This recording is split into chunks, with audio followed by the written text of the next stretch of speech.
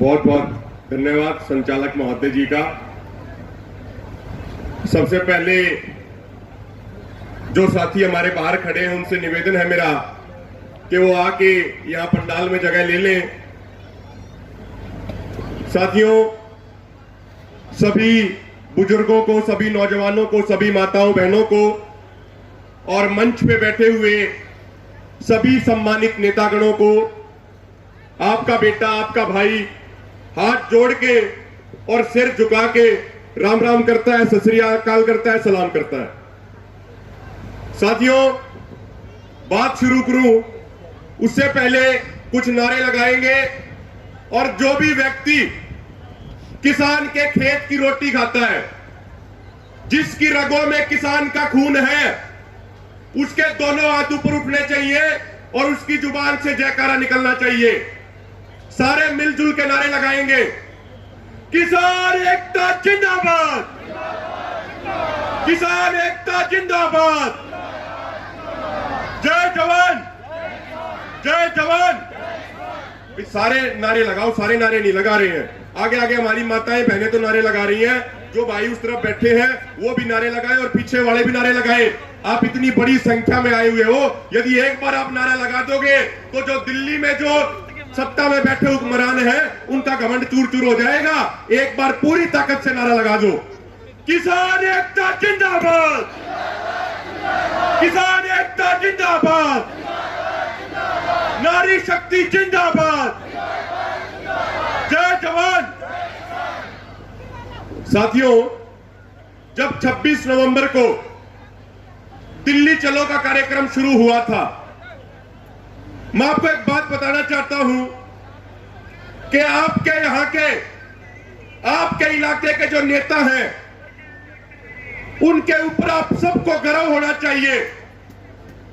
26 तारीख को जब हरियाणा, पंजाब और उत्तर प्रदेश के किसान दिल्ली के बॉर्डरों की तरफ कूच कर रहे थे, तो दिल्ली के बॉर्डरों पे पुलिस की चाक चौबंद व्यवस्था होने के बावजूद आपके इलाके के किसान नेता सरदार जसबीर सिंह भाटी, सरदार लखविंदर सिंह सिरसा, सरदार गुरनाम सिंह जब्बार और अन्य बहुत सारे साथी ये पुलिस को चकमा देके पुलिस की सारी तैयारियों को धता बताते हुए दिल्ली में पहुंचे थे और मजनू का टीला गुरुद्वारा के सामने सुबह 10 बजे सत्ता के नशे को चूर चूर करते हुए वहां के मेन रोड पे जाम लगाया था और लगभग आधे घंटे तक उस पूरे रोड को बंद रखा था।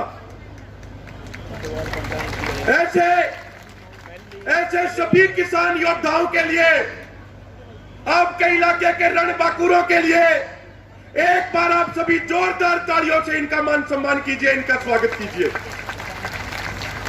और सबसे मुख्य बात, उस दिन 80 वर्ष के बुजुर्ग नौजवान सरदार बलदेव सिंह सिरसा जी भी हमारे साथ थे और जो ये नारे लगा रहे थे, जो ऊर्जा दे रहे थे, उन नारों से हमारे सभी नौजवानों में जोश आने का काम, जोश लाने का काम ये कर रहे थे। तो ऐसे सरदार बलदेव सिंह सिरसा जी के लिए भी एक बार जोरदार ताली बजा दी जाए। और मैं धन्यवाद करता हूं आज की पूरी आयोजन कमेटी का, जिन्होंने इतनी मेहनत करके इतना बेहतरीन कार्यक्रम आयोजित किया है। और मैं धन्यवाद करता हूं यहाँ के सभी किसान और नौजवान भाइयों का। पिछले कई दिनों से बहुत सारी किसान महापंचायतों में गए हैं, लेकिन जितने अनुशासन में यहाँ के किसान और नौजवान बैठे हैं, इतने अनुशासन में हमने कहीं और के किसान और नौजवान नहीं देखे। यहाँ की माताएं बहनें जिस अनुशासन में बैठी हैं वो लाजवाब है।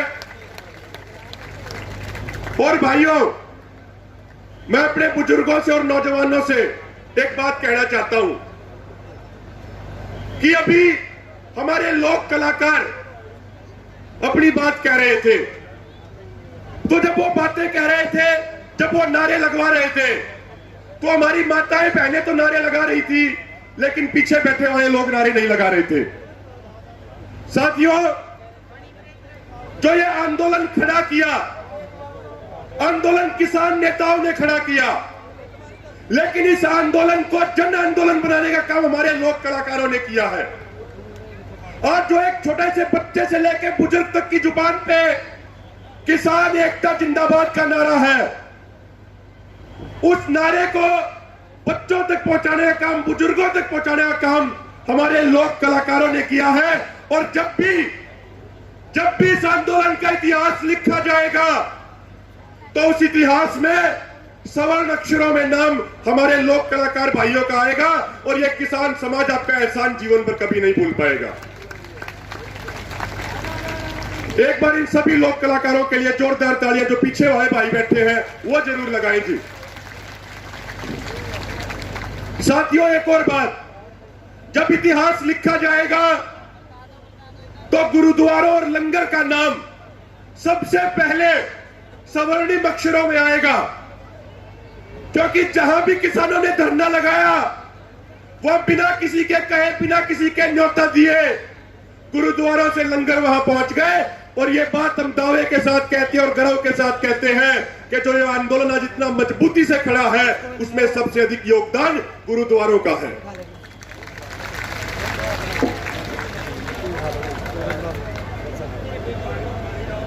साथियों, अभी कल जब हम बेंगलोर में थे तो एक बहुत बड़ा किसान सम्मेलन आयोजित वहां पे किया गया किसानों को श्रद्धांजलि देने के लिए। तो हमें एक खबर का पता चला, आरएसएस यानी जो बीजेपी का बाप है, राष्ट्रीय स्वयंसेवक संघ ने अपनी एक बड़ी मीटिंग करके ये कहा कि जो ये आंदोलन कर रहे किसान हैं, ये किसान असामाजिक है, ये किसान एंटी नेशनल देशद्रोही है। आरएसएस के उन लोगों को इस सिरसा की क्रांतिकारी माटी से हम एक बात कहना चाहते हैं, मेरे भाइयों, आप ये बताइए कि कौन सामाजिक है और कौन असामाजिक है। इस आंदोलन के दौरान हिंदू, मुस्लिम, सिख, ईसाई आपस में बैठ के एक ही लंगर में खाना खा रहे हैं, एक साथ दूध चाय पी रहे हैं, एक साथ बातचीत कर रहे हैं। ना कोई वहां हिंदू है, ना कोई सिख है, ना कोई ईसाई है, ना कोई मुसलमान है। वहां पे हम सब मिलकर सिर्फ भारत के किसान हैं, भारत के किसान हैं। तो एक तरफ इस आंदोलन ने धर्म और जातियों के बंधन तोड़ के भारत के किसान को किसान बना दिया, और दूसरी तरफ वो आरएसएस और बीजेपी के लोग हैं जो धर्म के नाम पे लोगों को लड़वाते हैं, जो जाति के नाम पे लोगों की लड़ाई कराते हैं, जो धर्म के नाम पे किसी को मरवा देते हैं, किसी को मार देते हैं, जो लोगों का खून चूस के अपनी राजनीति चलाते हैं, अपनी कुर्सी बचाते हैं।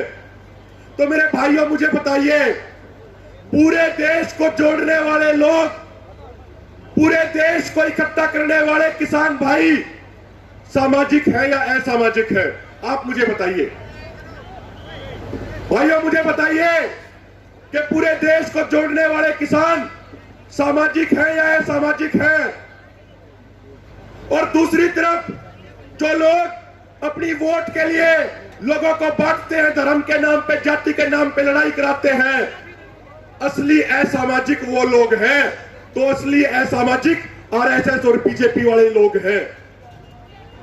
भाइयों, दूसरी बात उन्होंने कही कि ये देशद्रोही है।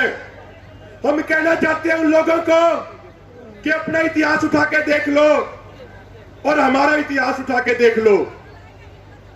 आजादी के समय हमारे पूर्वजों ने अपनी कुर्बानी दी थी देश को आजाद कराने के लिए, हिंदुस्तान को मजबूत बनाने के लिए हमारे बुजुर्गों ने अपनी शहादत दी थी। और आज जो ये देश को बचाने की लड़ाई देश का नौजवान और किसान लड़ रहा है, यदि आज देश को बचाने के लिए हमें अपना सर कलम कराना पड़ा तो हर एक नौजवान, हर एक किसान तैयार है, हम पीछे नहीं हटेंगे। और दूसरी तरफ आरएसएस वाले वो लोग हैं, 1942 में जब अंग्रेज भारत छोड़ो आंदोलन चल रहा था, पूरा देश उस आंदोलन के साथ था। तो बीजेपी वालों के पूर्वज, आरएसएस के संगी लोग अंग्रेजों की गुलामी कर रहे थे, अंग्रेजों की चमचागिरी कर रहे थे, अंग्रेजों के तलवे चाट रहे थे। तो हमें ऐसे लोगों से देशभक्ति का सर्टिफिकेट नहीं चाहिए। साथियों, दो छोटी छोटी बातें आपके सामने और रखूंगा। अभी मेरे से पहले वाले वक्ता एक बात कह रहे थे, बड़े काम की बात उन्होंने कही। उन्होंने कहा कि जब तक हमारे विचार मजबूत नहीं होंगे, जब तक हम यहां से मजबूत नहीं होंगे, तब तक आंदोलन लंबा नहीं लड़ पाएंगे। बिल्कुल सही बात कही। साथियों, आपको इस बात की जानकारी होनी चाहिए कि सरकार क्या कह रही है और किसान नेता क्या कह रहे हैं। भाइयों, एक एमएसपी गारंटी का मुद्दा है। मोदी साहब कहते हैं कि एमएसपी था, एमएसपी है और एमएसपी रहेगा। तो हमारे जो बोले किसान हैं, कई बार वो हमसे ही पूछ लेते हैं कि भाई साहब, सरकार तो कह रही है कि एमएसपी था, एमएसपी है और एमएसपी रहेगा, तो आप बात मान क्यों नहीं रहे हो? और गोदी मीडिया बहुत सारा दुष्प्रचार करती है, पूरे देश को गुमराह करने का काम करती है। तो जो किसान आंदोलन की जो सच्चाई है, जो किसान नेता जो बात कह रहे हैं, वो बात ऐसी पंचायतों के माध्यम से ही आप तक पहुंचती है। भाइयों, सरकार ये कह रही है कि अब तक जिन जिन राज्यों में जिन जिन फसलों की जितनी जितनी खरीद एमएसपी पर होती आई, वो खरीद आगे जारी रहेगी। ये बात सरकार लिखित में देने को तैयार है। लेकिन हमारी ये मांग नहीं है भाइयों। हमारी मांग है कि जिन 23 फसलों का एमएसपी भारत सरकार द्वारा तय किया जाता है, उन 23 की 23 फसलों को एमएसपी पर खरीदे जाने की गारंटी का कानून बनाया जाए। यह हमारी मांग है। तो जो सरकार कह रही है और जो हमारी मांग है, उसमें जमीन आसमान का अंतर है। भाइयों, आप समझिए कि यह एमएसपी गारंटी कानून क्यों जरूरी है। आज हमारे गांव में यह स्थिति है कि कोई भी बाप अपनी बेटी का हाथ एक प्राइवेट कंपनी में नौकरी करने वाले नौजवान के हाथ में देना तो पसंद करता है, लेकिन 3-4 एकड़ की खेती करने वाले नौजवान किसान के हाथ में वो अपनी बेटी का हाथ देना पसंद नहीं करता। पसंद करता है तो आप बता दो जी, हम सारे गांव के ही बैठे हैं। पहले कहावत होती थी कि उत्तम खेती मध्यम बाण करे, चाकरी कुकर निदान, यानी खेती को सबसे उत्तम बताया गया था। लेकिन आज खेती इन राजनेताओं द्वारा सबसे निचले स्तर पर ला दी गई। साथियों, उसका कारण यह है कि सरकार एमएसपी तो घोषित करती है, लेकिन एमएसपी कभी किसानों को मिलता नहीं। भाइयों, एक 36 देशों के संगठन ओईसीडी और एक सामाजिक संगठन आईसीआरआर ने एक रिपोर्ट छापी और उस रिपोर्ट में उन्होंने कहा कि जिस एमएसपी का वादा पिछले 17 सालों में भाजपा और कांग्रेस की सरकारों ने हमारे किसानों के साथ किया है, यदि वही एमएसपी हमें मिलता तो भारत के किसानों को 45 लाख करोड़ रुपए पिछले 17 सालों में मिलना चाहिए था। मेरे भाइयों, 45 लाख करोड़ रुपया आप सबकी जेब में आना चाहिए था। हम सबकी जेब में 45 लाख करोड़ रुपया आना चाहिए था। लेकिन सरकारों ने जो वादा किया था वो एमएसपी भी हमें नहीं दिया, तो हमारी जेब से 45 लाख करोड़ रुपया निकाल लिया गया। मेरे भाइयों, क्या आप जानते हैं इस बात को कि देश के सभी किसानों के ऊपर जो पूरा कर्ज है, वो कर्ज मात्र 10 लाख करोड़ रुपए का है। सिर्फ 10 लाख करोड़ रुपए का कर्जा हमारे आपके ऊपर है, और जो सरकारों के ऊपर हमारा बकाया है वो 45 लाख करोड़ रुपए का है। भाइयों, तो यदि सरकारों ने वादा खिलाफी और धोखाधड़ी ना की होती तो आज के दिन भारत के किसानों के ऊपर एक भी पैसे का कर्ज नहीं होना था। उल्टा 35 लाख करोड़ रुपए इन सरकारों को हमारा देना पड़ता है। मेरे भाइयों, इसीलिए यह एमएसपी गारंटी कानून बहुत जरूरी है। साथियों, एक बात याद दिलाना चाहते हैं कि प्रधानमंत्री मोदी जी जब मुख्यमंत्री मोदी होते थे गुजरात के, और ये कंज्यूमर अफेयर कमेटी के चेयरमैन होते थे, तो एक रिपोर्ट उन्होंने उस समय के प्रधानमंत्री डॉक्टर मनमोहन सिंह जी को भेजी थी। और उस रिपोर्ट के पॉइंट नंबर B3 में मुख्यमंत्री मोदी जी ने लिखा था कि भारत के किसानों के लिए एमएसपी गारंटी कानून होना चाहिए। तो मोदी जी एक बात आपसे पूछना चाहते हैं कि जो बात आप खुद 10 साल पहले कहते थे मुख्यमंत्री के तौर पे, तो आज यह किसान समाज भी वही बात कह रहा है, लेकिन पता नहीं क्यों अपने अन्य वादों की तरह आप इस वादे से भी मुकर गए। आपने कहा था कि 2 करोड़ रोजगार देंगे, लेकिन आपकी सरकार ने पिछले 1 साल में 12 करोड़ रोजगार खत्म कर दिए। आप कहते थे 15-15 लाख रुपए खातों में डलवाएंगे, लेकिन एक भी पैसा देने की बात तो दूर, पूरे देश के लोगों के खून पसीने की कमाई का पैसा अपने बैंकों में जमा करा दिया और सभी लोगों को लाइनों में लगवा दिया। आप बड़ी बड़ी बातें कहते थे। आप कहते थे स्वामीनाथन आयोग के अनुसार फसलों का मूल्य देंगे, लेकिन वो मूल्य देने की बात तो दूर, जो मूल्य सरकार घोषित करती है वो मूल्य भी किसानों को नहीं मिलता। साथियों, ज्यादा समय नहीं लूंगा, 2-3 मिनट और बात बोलूंगा। आपको इस बात की जानकारी होगी कि यदि स्वामीनाथन आयोग के C2 + 50% फार्मूले के अनुसार पूरे देश का एवरेज गेहूं का मूल्य निकाला जाए तो वो बनता है 3150 रुपया क्विंटल। तो 3150 की तो बात दूर है, जो 1975 घोषित किया गया है वो भी किसानों को नहीं मिल रहा। मेरे भाइयों, सरकार पूछती है कि कानूनों में काला क्या है। वो बात तो हम कई बार मीटिंग के अंदर बता चुके हैं। आपको सिर्फ एक छोटी सी बात बताना चाहता हूं। साथियों, सरकारी मंडी 2006 में बिहार में खत्म करी गई थी। आज आप बताओ कि शायद ही कोई ऐसा गांव होगा जहां बिहार के मजदूर भाई मजदूरी करने के लिए नहीं आते। आप उनसे पता करना, उनमें से अधिकतर 3-3, 4-4 एकड़ के जमींदार है बिहार में। हमने बिहार में जाके देखा है। आपने क्या कभी सोचा कि 3-3, 4-4 एकड़ के जमींदार अपनी खेती छोड़ के अपने घर से हजारों किलोमीटर दूर आके मजदूरी करने के मजबूर क्यों हो रहे हैं? भाइयों, एक बात बताओ, क्या अपने यहां का कोई 2 एकड़ 3 एकड़ का जमींदार बाहर जाके कोई मजदूरी करता है क्या? हाथ ऊपर करके बताओ एक बार, क्या अपने यहां का 2-3 एकड़ का जमींदार बाहर जाके मजदूरी करता है क्या? भाइयों, आपसे पूछ रहा हूं, जो आप भाई बैठे आगे, कि अपने यहां का 2-3 एकड़ का जमींदार बाहर मजदूरी करने के लिए जाता है क्या? नहीं जाता। क्यों नहीं जाता? क्योंकि हमारे यहां सरकारी मंडी है, हमारे यहां पे सरकारी खरीद है। बिहार में सरकारी मंडी और सरकारी खरीद 2006 में बंद कर दी गई थी, इसीलिए वहां के किसान खेती छोड़ के मजदूरी करने के लिए यहां आते हैं। और मेरे भाइयों, वो तो यहां के मजदूरी कर लेते हैं, लेकिन हमारे से बाहर जाके मजदूरी भी नहीं होगी। तो इसीलिए जो ये आंदोलन आज लड़ रहे हैं, ये आंदोलन फसलों को बचाने के साथ साथ आगे की नस्लों को बचाने का आंदोलन है। ये आंदोलन जमीन को बचाने के साथ साथ अपने जमीर को बचाने का आंदोलन है।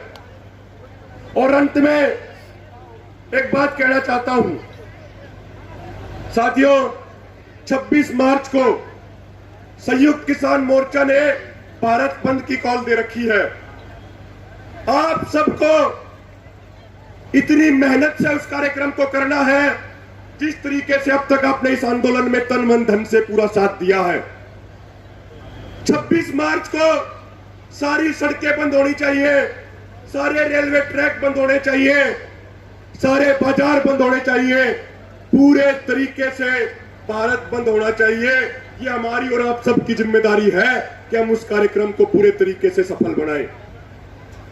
साथियों, 23 मार्च को शहीद आजम भगत सिंह, राजगुरु सुखदेव के शहादत दिवस पे संयुक्त किसान मोर्चा ने कॉल दे रखी है कि सभी धरनों पे शहादत दिवस उस दिन बनाया जाए और नौजवान बड़ी संख्या में वहां तक पहुंचे। तो 2 मुख्य कार्यक्रम उस दिन हो रहे हैं। पहला यह है कि दिल्ली के बॉर्डरों पे उस दिन शहादत दिवस मनाया जाएगा। तो सभी नौजवानों से हाथ जोड़ के निवेदन है कि आप अधिक से अधिक संख्या में उस दिन दिल्ली के बॉर्डरों पर पहुंचे। दूसरा कार्यक्रम यह है कि शहीद आजम भगत सिंह के गांव खटकड़ कला में एक बहुत बड़ी पंचायत का आयोजन संयुक्त किसान मोर्चा द्वारा किया जा रहा है। तो वहां के आसपास के नौजवान उस दिन खटकड़ कला भी पहुंचे 23 मार्च को। और भाइयों, अंत में कुछ पंक्तियां कहना चाहूंगा।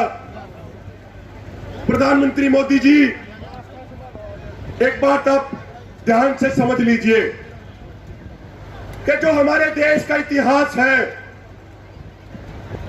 वो लोगों ने अपनी शहादत देके अपने खून से लिखा है।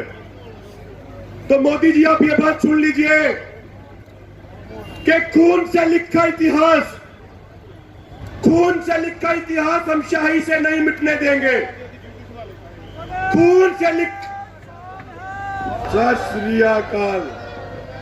खून से लिखा इतिहास हम शाही से नहीं मिटने देंगे। बेच दिए होंगे रेल और जहाज तूने, लेकिन अपने देश के किसान को हम नहीं बिकने देंगे। अपने देश के किसान को हम नहीं बिकने देंगे। भाइयों, अंत में कुछ नारे लगा दो। वक्त बहुत है, समय थोड़ा ज्यादा ले लिया, लेकिन फिर मेरा निवेदन है कि जो भी भाई यहां बैठे हैं, जिसकी रगों में किसान का खून है वो तो नारे लगाएगा। जो किसान के खेत की रोटी खाता हो तो नारे लगाएगा, और जो किसान के खेत की रोटी ना खाता हो भाई, वो बेशक नारे मत लगाइए, उसका माफ है। किसान एकता जिंदाबाद, किसान एकता जिंदाबाद, मोदी सरकार मुर्दाबाद, खट्टर सरकार मुर्दाबाद। जय जवान, जय जवान। और अंत में फिर से मंच पे बैठे हुए सभी सम्मानित नेताओं का, यहाँ की आयोजन कमेटी, हमारे सरदार बलदेव सिंह सिरसा जी, सरदार जसबीर सिंह भाटी जी, सरदार लखविंदर सिंह सिरसा जी, सरदार गुरनाम सिंह जब्बार जी और अन्य बहुत सारे साथी जिनका मैं नाम नहीं ले पाया। हमारे वीरेंद्र हुड्डा जी भी आ गए हैं, जिनका नाम नहीं ले पाया, उनसे क्षमा चाहते हुए सबका बहुत बहुत धन्यवाद। और खास तौर पे जो हरियाणा किसान एकता की जो पूरी टीम है डबवाड़ी की, जो उन्होंने जो काम किया है, जो लाजवाब मेहनत हरियाणा किसान एकता की पूरी टीम ने की है, उनका हम बार बार धन्यवाद करते हैं, बार बार उनको सैल्यूट करते हैं कि सभी नौजवानों और बुजुर्गों ने मिलकर इतना बेहतरीन कार्यक्रम यहाँ पे आयोजित किया है। और मेरा आप सबसे निवेदन है कि हरियाणा किसान एकता टीम के लिए 10 सेकंड तक लगातार जोरदार तालियां बजाई जाए हरियाणा किसान एकता डबवाड़ी टीम के लिए। बहुत बहुत धन्यवाद। जय जवान, जय किसान।